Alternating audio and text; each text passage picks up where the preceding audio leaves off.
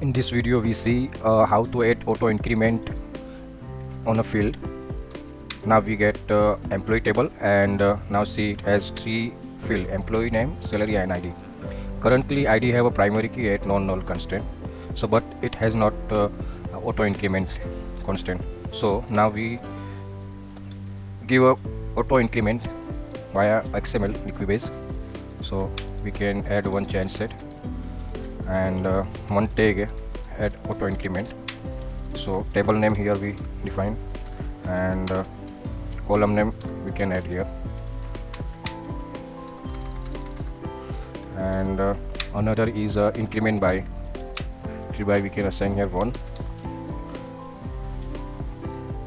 and one another attribute that is help to start from the 1, and that's it, and default on null false.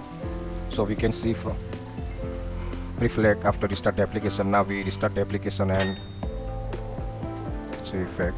Currently throw error, so we can see why not reflected and not reflected.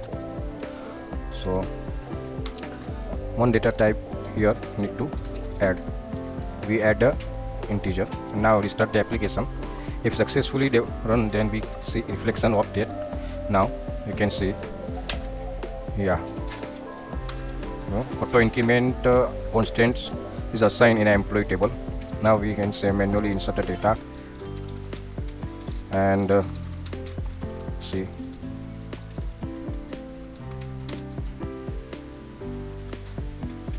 yeah, auto increment value is incremented by 1. So that's way we can add after creation table manually we can add auto increment value in specific field.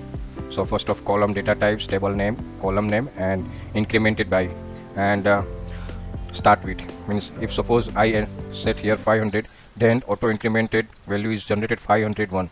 So that's it.